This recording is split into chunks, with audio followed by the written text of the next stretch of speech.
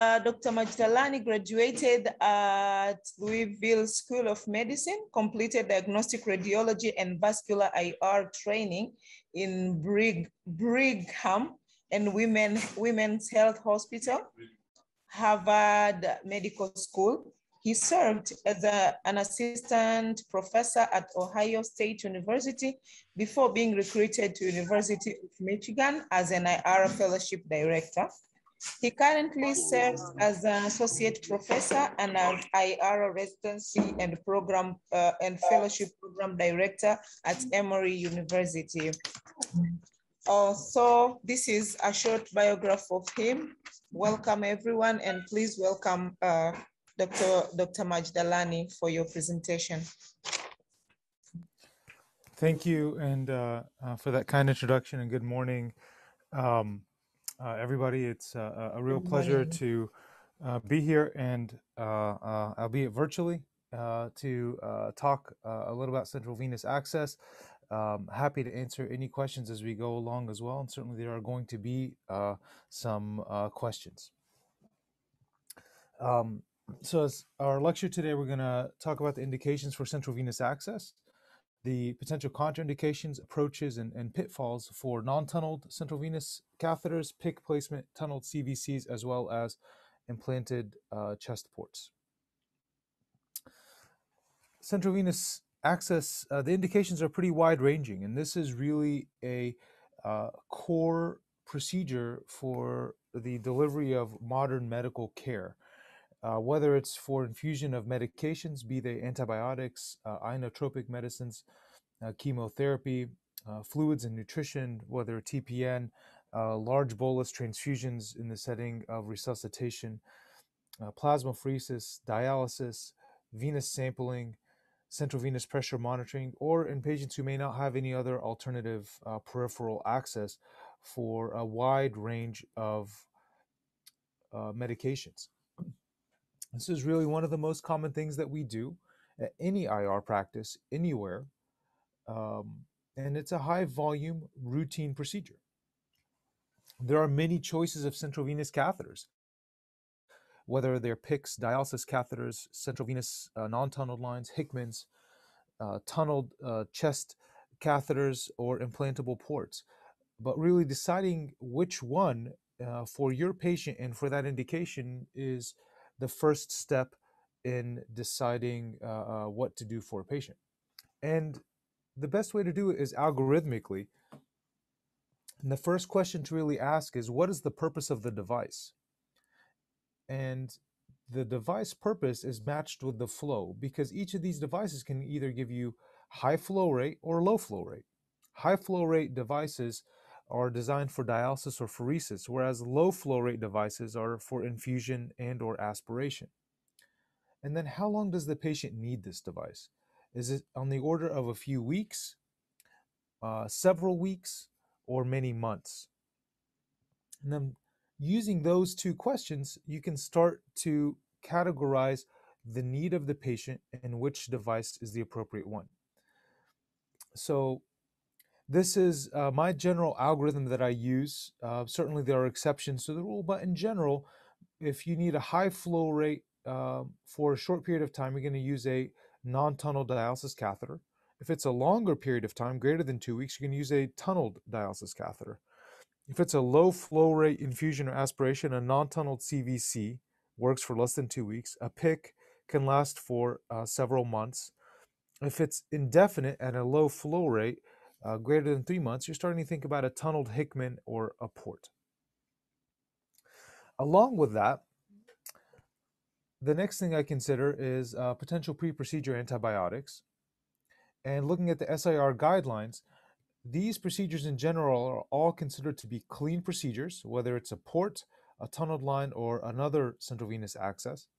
Routine antibiotic prophylaxis per SIR guidelines is only recommended for dialysis catheters and for patients at high risk, including immunocompromised patients who are having central venous catheters.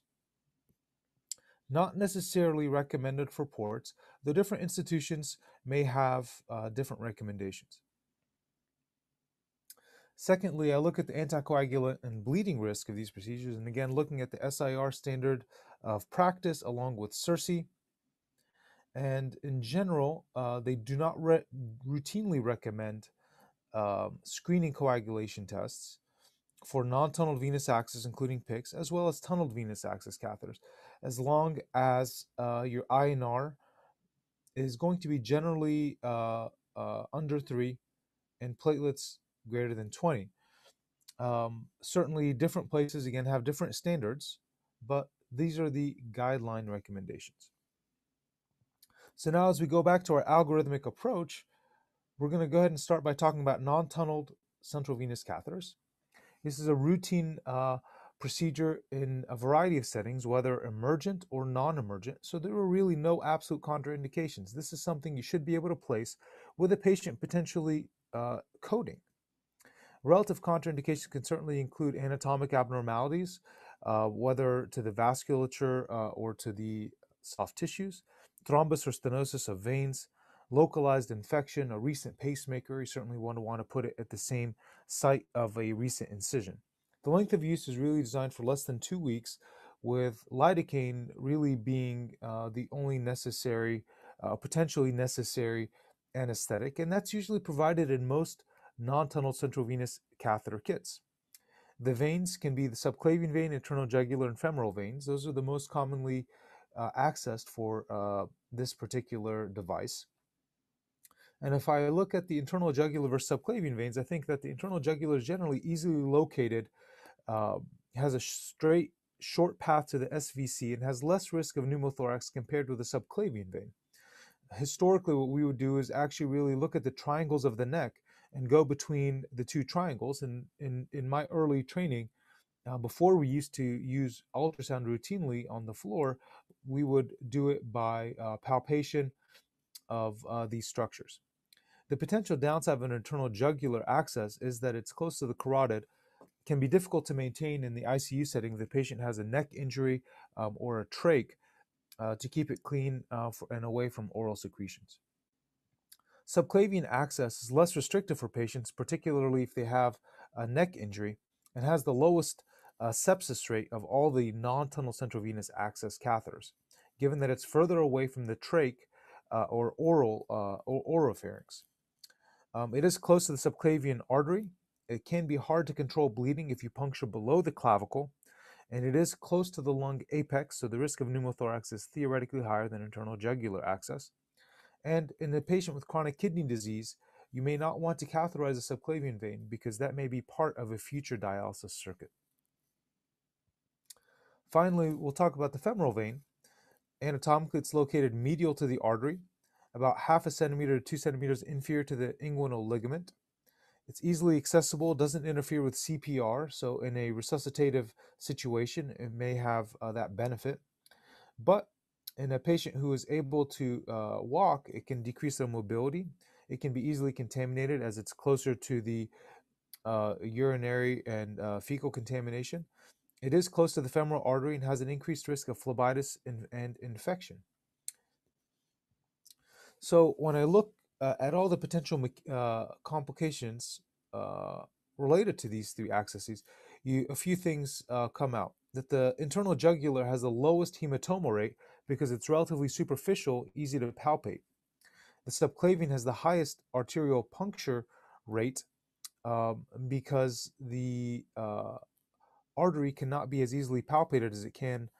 It has the lowest arterial puncture rate, given that the vein is reliably anterior to the artery, but it has the highest pneumothorax rate. So, some things that come out, obviously hemothorax and pneumothorax can't happen with a femoral access unless you're really way off. When we have a patient, first thing we're going to do as we look at the internal jugular subclavian veins is we interrogate it with ultrasound and look both transverse and longitudinally, and you can see the reliable structures around it, including the thyroid, the artery, as well as the vein. I always like to turn on it. In terms of the vein, you're going to see respiratory variation, potentially valves. In general, it should be compressible and larger than the artery.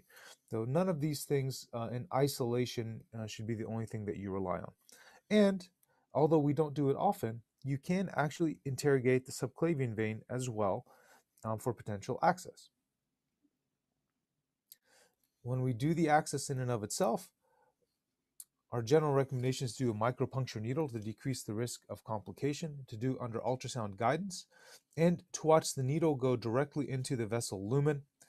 You will, as you puncture, see some tenting of the wall, and then release. Upon that release of the tenting, you will see reflux of blood. To place a CVC, after we've punctured the vein, we then pass a micro wire.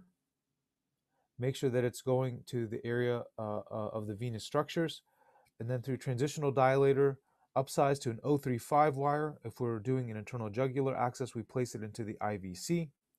We dilate the tract, and then place our non-tunneled line, and this is a typical radiograph of what it should look like at the cavo-atrial junction. So going back to our algorithmic approach, next we're going to talk about PICCS, which are designed to last for up to 3 months. In certain situations, they can certainly last longer, and they can also be exchanged over the wire. So PICC stands for Peripherally Inserted Central Catheter. The relative contraindications are chronic kidney disease, because as you go through the arm, you are going to necessarily go through the subclavian vein and the potential future circuit for dialysis.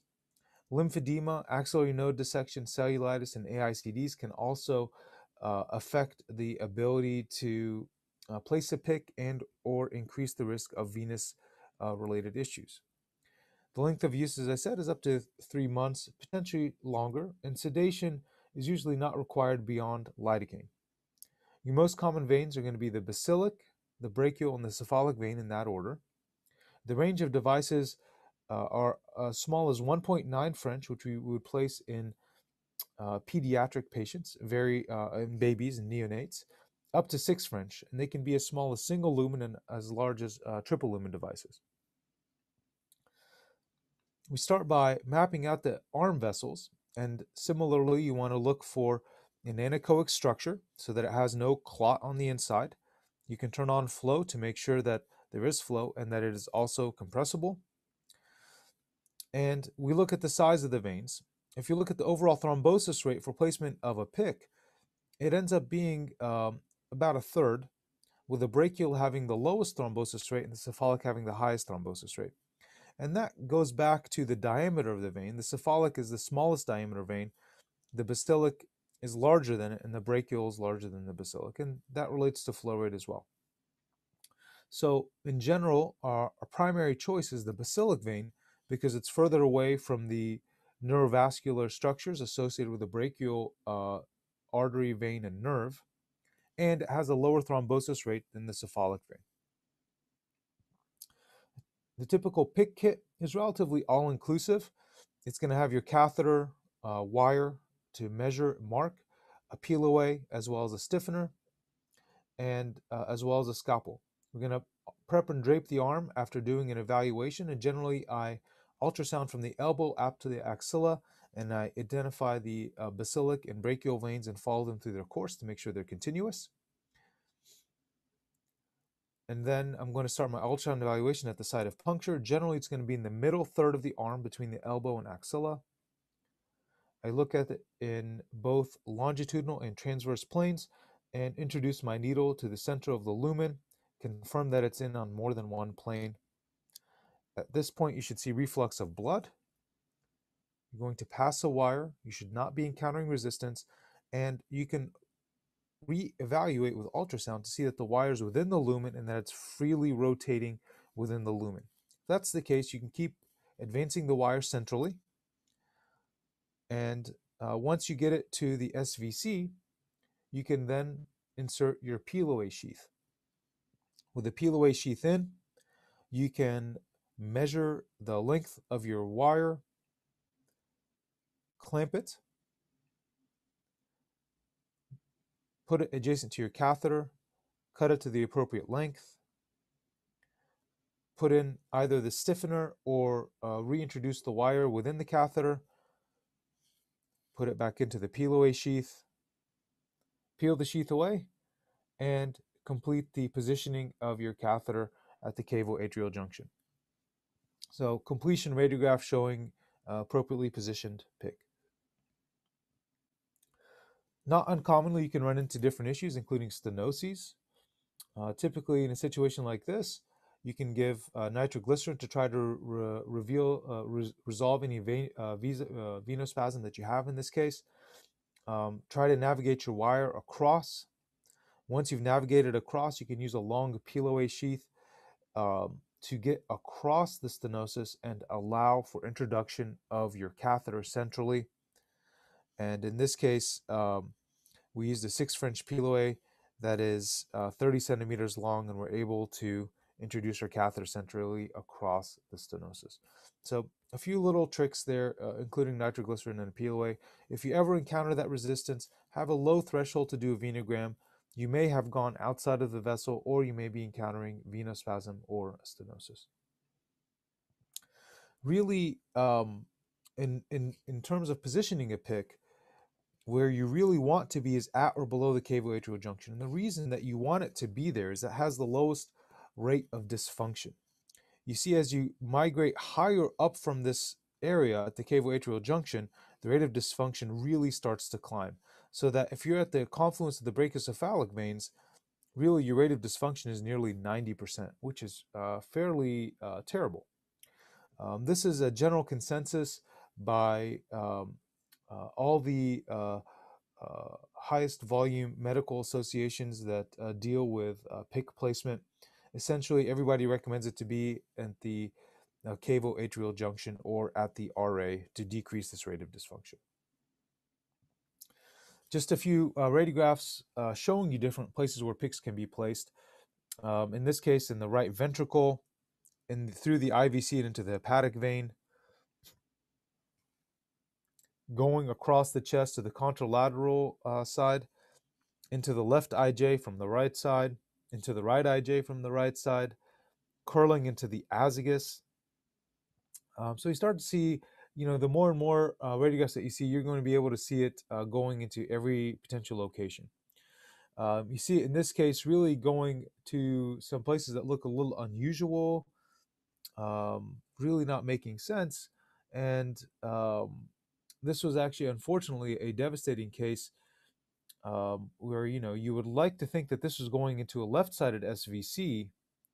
Unfortunately, where this was actually going to the aorta. So if you see a radiograph, don't make the assumption that the patient has an anatomic variation. You have to actually confirm it. If it's not exactly where you expect it to be, it has to be corrected before it is used. And in this patient's case, it was used for TPN. And when it's placed into the aorta and TPN's infused, they developed a chemical meningitis and encephalopathy, and fortunately passed away. So something as benign as a PICC or placement of a PICC, which we do routinely, can actually have devastating consequences for a patient if placed in the wrong vessel, if placed inappropriately, etc. So getting a chest x-ray after placement is mandatory unless it's placed in the IR suite with fluoroscopy. If you have any dysfunction with a PICC, the first thing to do is to actually check with a chest x-ray to see if it's been malpositioned, repositioned in the interim. Other potential issues that can arise with PICCs, of course, you can develop fibrin sheath that can occlude the catheter or prevent aspiration or easy infusion. Certainly, we're placing through veins, you can develop DVTs. Characteristically, what you may see is engorged, enlarged veins, asymmetric swelling of the arm, etc. They're soft enough and small enough catheters within their own vein that you can even potentially have the catheter knot if it's advanced and twisted on itself. So while uncommon, these things can occur. If you are encountering some difficulty with placement of a PICC, always evaluate the patient's venous access history. If you're encountering resistance or occlusions, venography always helps, and you can really decide whether you want to recanalize that arm or resite the PICC to a different location or different vein. Pediatric patients necessarily need smaller PICCs, as small as 1.9 French, as well as wires as small as 0.001 wires, as opposed to 0.018. You may march the needle up the vein So after accessing, getting into the lumen, what I do is I drop the hub and flatten it and slowly increase the purchase that I have within the vein to help facilitate wire passage. Or you can use a needle sheath combination that once you have it into the vein, secures your access and then can be upsized. Oh, pardon me.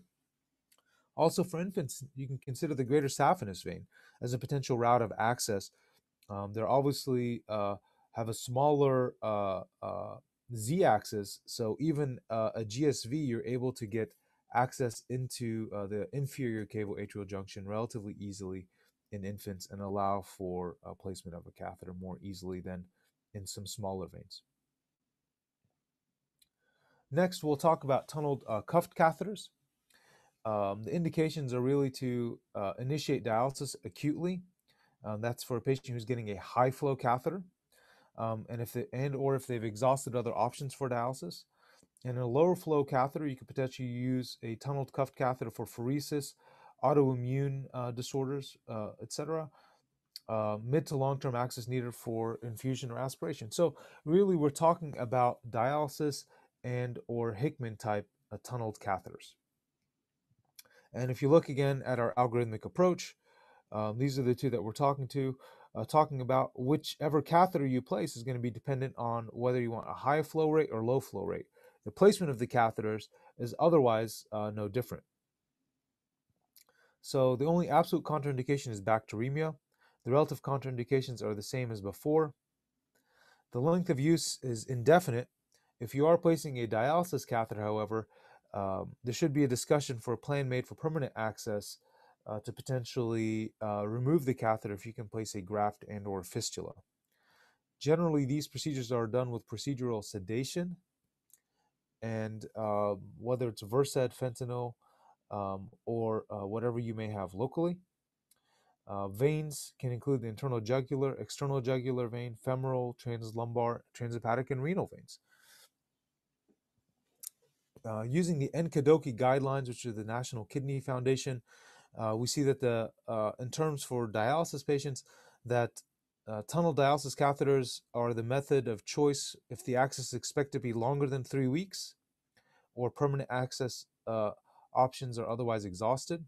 The preferred insertion site is the right internal jugular vein, but the external jugular, subclavian, femoral, trans-lumbar access, etc., can be considered if it is not available. Fluoroscopic guidance is recommended for tip placement and ultrasound guidance to reduce complications at the access site. So all general standards that we follow for most things we do in IR. Again, you're going to interrogate the internal jugular vein, both in transverse and longitudinal, and guide your needle into the center of the lumen.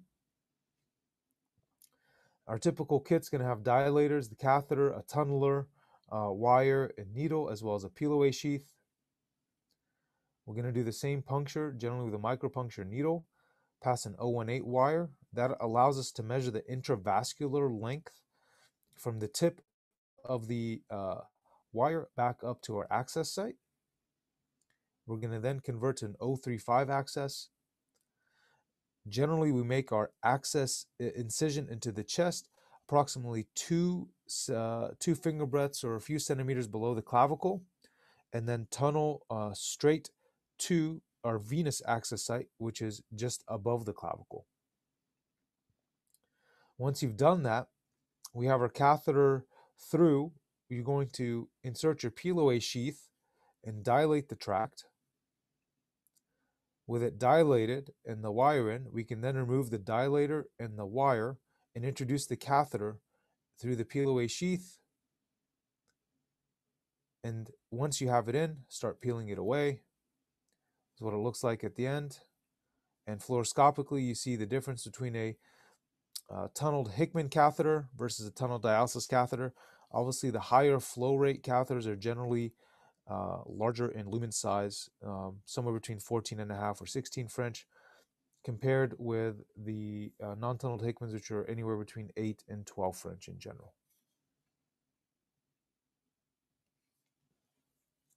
If access from above is not possible, Trans-femoral lines can be placed in similar fashion, accessing the common femoral vein. This is what it looks like in a patient. And you want the same curve as it enters the vein. You want no kinks in the course. And you want the tip, if possible, to terminate at the inferior cavo-atrial junction. Obviously, patient height and catheter availability can sometimes make that difficult. If transfemoral access isn't possible, trans-lumbar access can be performed. This is done with the patient in the left lateral decubitus. And after looking at a CT, you can make sure that there's nothing coming between the needle and the inferior vena cava. So you're going to puncture the patient's right side because the IVC is on the right side of the patient. Generally, you're going to take a 21 gauge Chiba needle and pass it just lateral to the vertebral body.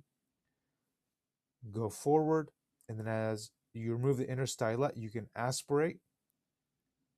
And once you find blood, you can then inject contrast and confirm that you're in the IVC. You then pass the wires, measure the length of your catheter. You may need a longer peel away depending on the amount of subcutaneous tissue that the patient has to introduce it into the IVC, and then pass your catheter in similar fashion. And this is what it looks like with the patient in the decubitus position versus the AP position. And you have that access between above the kidney, below the liver, into the IVC. Trans-hepatic access can also be achieved whether you want to use ultrasound guided access into the middle hepatic vein, or you want to put in a catheter and inject contrast and then stick it with a needle. Again, similar fashion, you're going to pass an 018 wire, your transitional dilator, an 035 wire, your peel away, and then this is what the catheter course will look like as it's going to the inferior cavo-atrial junction. What it looks like for the patient. You can do a transrenal access for tunnel dialysis as well. Obviously, the kidneys are probably no longer working, so the patient is in the prone position in this case. So you see the catheter ending on this side of the patient. And what you're going to do is similar fashion, 018 wire, measure the length, 035 wire, peel away, introduce the catheter, and have it terminate. And then when you flip the patient over, you want it to be at the inferior cavo-atrial junction. If the IVC is not continuous, if they have azygous continuation of the IVC, if the femoral veins are leading to the azygous vein, you can place a trans-azygous tunneled line if there's no other potential access as well. Though if you start going into these different accesses, you should really start talking about recanalization or finding a different answer for a patient. But in this case, you want to try to get the catheter beyond where the azygous communicates with the larger azygous arch. You want it to be in a vein that's at least 10 millimeters wide and preferably larger to decrease the risk of thrombosis and provide successful hemodialysis. Two different patients here showing us in the azygous arch in one and in the larger lower part of the azygous arch in the other, and another potential route to consider. Finally, internal mammary collaterals in patients who have SVC occlusions. If you're not able to recanalize them due to patient factors or otherwise, you can potentially stick the internal mammary vein. And in this case, we were able to find a suitable internal mammary vein. Our general access point is going to be relatively low here, so we have a gentle curve as we place the catheter. We were able to puncture and visualize it under ultrasound. Pass our wire in. We did an injection of contrast, confirming our access, and then placed our catheter. And you see that they had a femoral catheter. In this patient's case, they were nearly 85-year-old female who could not undergo anesthesia. But as she would try to walk around, this catheter coming from her groin would cause her to trip and fall. So she needed a low flow rate access for infusions and aspirations, and we placed a double lumen Hickman view the internal mammary with the patient just under lidocaine access. So you can be a little bit creative and tailor your access and approach to what the patient's needs and what their potential limitations are as well. All right, going back to our algorithmic approach, we're going to next talk about implantable ports. This is really designed for infusion and aspiration, particularly most commonly placed for chemotherapy. There are high flow rate ports that are designed for pheresis as well, particularly as we do in our practice here at Emory University. We have a large sickle cell population that may be having pheresis ports placed to help deal with their underlying condition. Implantable chest ports, really the only absolute contraindication is bacteremia.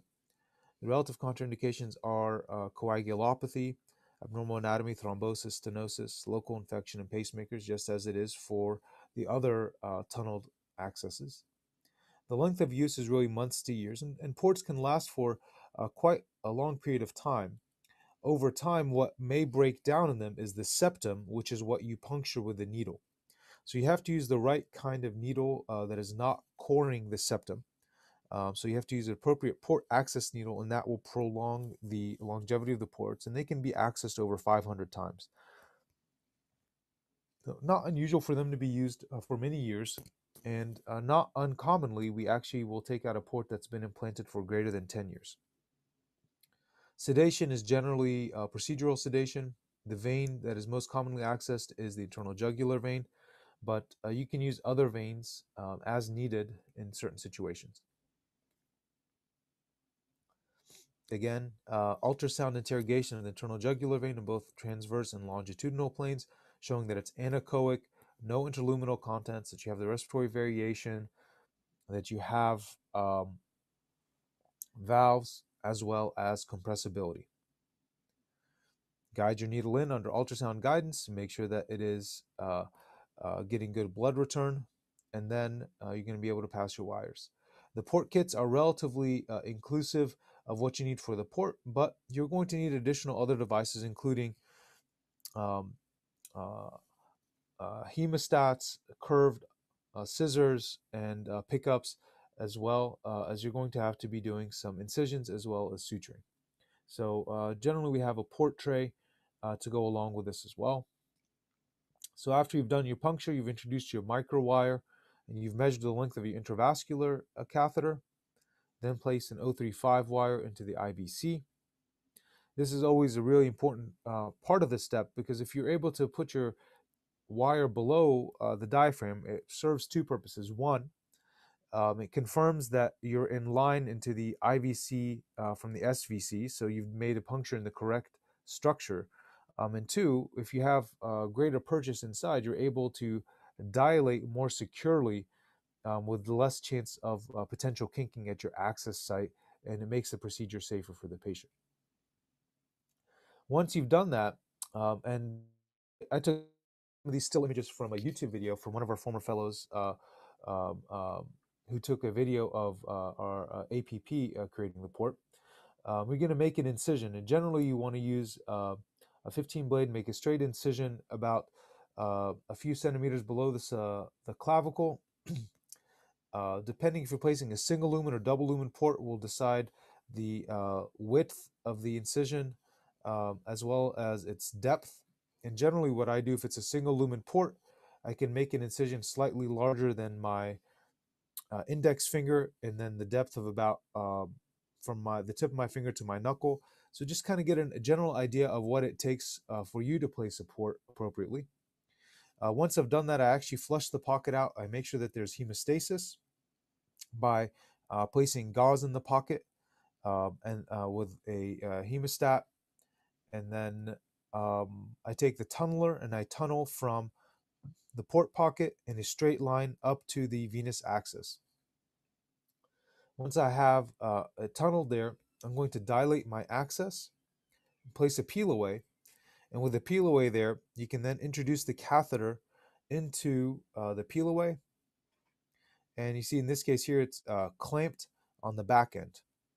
With that done, you can then measure the catheter and cut it away on the back end after you've positioned the tip where you want it to be, and then connect to the port and insert the port into the pocket. Before I've done this, I've usually actually tried the port in the pocket to make sure that it fits and that I know where I want to put it. Some people will suture ports into the pocket, some don't. The reason to suture is to decrease the rate of port flip in a pocket. There are risk factors for port flip, and what a port flip is that you put a port, but the septum is, the area that you puncture actually is inverted, and you have the backside of the port anteriorly in a patient, which won't work. And what you do to evaluate which patients are at risk for that is to see patients that are female, because they have less chest musculature, who may be obese, a left-sided port and a single lumen port have higher rates of port flip than a dual lumen port, a male, and a patient with a normal BMI. So you may or may not choose to suture your port in place. More often than not, I don't suture my ports in place. I find the most important thing is to make an appropriately sized port pocket so that it isn't able to be mobilized easily. In any case, with the port then in place, I aspirate and flush the port, and then I close the incision. I generally close with interrupted 3-0 sutures, and then a running 4-0 stitch, subcuticular stitch, and then I use Dermabond at the end.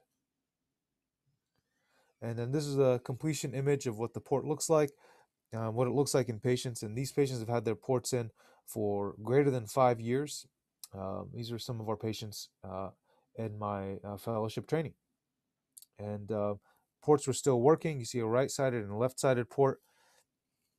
There is some controversy about whether to use ports that have little nubs on them or not, because as you see, as patients may lose weight as they go through chemotherapy, you can potentially have erosive issues with the port, etc. But a little bit beyond the scope of our conversation for today. All right. The general picture, and then now we'll go to some multiple choice questions. First multiple choice question. Which vein should be the initial vein used for PICC placement? The subclavian vein, the brachial vein, the cephalic vein, the internal jugular vein, or the basilic vein? D. Sorry, what was the, I heard an answer, what was it? D. PICC line, you said basilic vein. I thought basilic vein. So the correct answer is the basilic vein. Yeah, it's PICC line. So for a brachial vein, while it has a lower thrombosis rate than the basilic vein, is closer to the neurovascular bundle. The cephalic vein you want to avoid because that is generally a higher thrombosis rate in a smaller caliber. So the basilic vein is usually the safest one to puncture. Subclavian and internal jugular veins really are not necessary veins for PICC placement, which by definition should be a peripherally inserted central catheter. All right, next question. The lowest risk of infection for non-tunneled central venous catheters is via which approach? The subclavian vein, the femoral vein, or the internal jugular vein? C, internal jugular vein. So the lowest risk of infection, thank you for that answer, is actually the subclavian vein. And the reason that the lower infection risk happens with the subclavian vein is that compared with the femoral vein, it's further away from urine and feces. But compared with the internal jugular vein, particularly in an ICU setting, it's further away from the tracheostomy and the mouth. So it becomes a lower rate of infection. The internal jugular vein has a lower hematoma rate as well as a lower pneumothorax rate. The femoral vein is particularly useful in the CPR setting because it doesn't interrupt CPR. All right, next question. Which vein should be the initial vein used for tunneled dialysis catheter placement? The subclavian vein, the femoral vein, the portal vein, the internal jugular vein, or the external jugular vein? Internal jugular vein. Excellent, excellent, excellent. That is the correct answer. The internal jugular vein, specifically the right internal jugular vein, should be your first choice because it has a straight course to the SVC. The other reason is that more people are right-handed than left-handed, and if an AV graft or fistula is placed, it's most often placed on the left side. So you place the right internal jugular vein access, you have the lowest risk of complication, you have the best dialysis flow rates. If the right internal jugular vein is not available, my next choice is the left internal jugular vein. Then I return to the right external jugular vein, then the left external jugular vein. The subclavian and femoral veins are really not ideal, but they are possible, as are Trans-Hepatic, Trans-Renal, Trans-Lumbar, Trans-Azygous accesses, as I've showed you as well. In a patient with SVC and brachiocephalic occlusions, dialysis catheters may alternatively be placed in these locations, except the inferior vena cava, the femoral vein, the portal vein, the azygous vein, or the hepatic vein. I gave you guys a little bit of a hint. That's right, the portal vein. That is correct. That is the one that you really don't want to use for direct access for the dialysis. Certainly, we access the portal vein for Trans-Hepatic portal interventions, transjugular portal interventions, transplantic portal interventions, whether it's TIPS, variceal sclerotherapy, or otherwise. But in the purposes of dialysis, although it's a sizable vein, is not one that you would want to use for dialysis catheters. The IVC is accessed for Trans-Lumbar catheters, the femoral vein for transfemoral catheters, azygous vein for Trans-Azygous catheters, or if somebody has azygous continuation of the IVC. Hepatic veins, in particular the middle hepatic vein, is the most favored because the middle hepatic vein can be potentially accessed with a ultrasound guidance and in a subcostal approach. But all the hepatic veins are potential access sites. All right. Well, in conclusion, I hope you agree with me that central venous access is a routine and necessary procedure for modern medical care, and it's a high volume procedure. In a large hospital, it's not uncommon for us to see 5, 10, 15, or even 20 requests a day. Central venous catheters and PICCS can be performed safely with ultrasound at the bedside with experience and training. Certainly, highly trained nurse practitioners and PAs place PICCS in large hospitals in high volume. Central venous catheters that are non-tunneled are commonly placed in the ICU by dialysis, by nephrologists, ER physicians, surgeons, etc., and don't necessarily require IR, but IR can be useful in the setting of complex access history. There are many options for placement of venous accesses. In general, the right internal jugular vein for tunneled catheters, for ports, and for non-tunneled CVCs is the best and the easiest. And while non-traditional access is possible, even after you place it, consider reestablishing the jugular access when you're able to for the patient, and to always think ahead for when the patient may need venous access in the future. So with that said, I'm happy to take any questions that you guys have. It's been my pleasure to be with you today. Thank you. Thank you very much. So in a chat box, we have one question. Someone is asking, does a Hickman 12 or 13 French work for dialysis? That's a really good question. You know, the catheter type and its composition will determine the flow rate. So you can have a Hickman. Generally, the flow rate for the Hickmans is going to be under 200 cc's per minute. And for dialysis, you want it to be above 450 for successful dialysis, and generally above 600.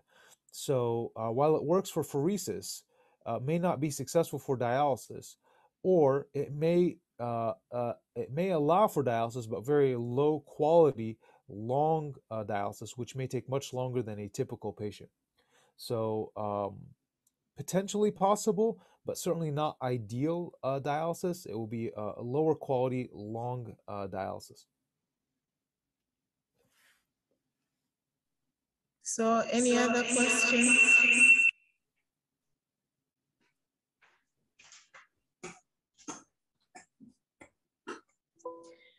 So it seems like there are no other questions.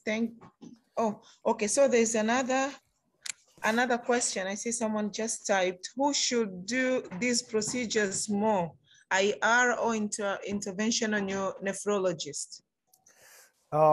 Well, you know, who does these more is really dependent on where you may work as well as incentivization. I think patients with difficult access history and patients who may need recanalization, plasty, stenting, etc., more often are done by interventional radiologists in a higher acuity setting. In the non-tunneled central venous catheter can be placed routinely and safely by nephrologists, and it is part of the nephrology fellowship training in the United States.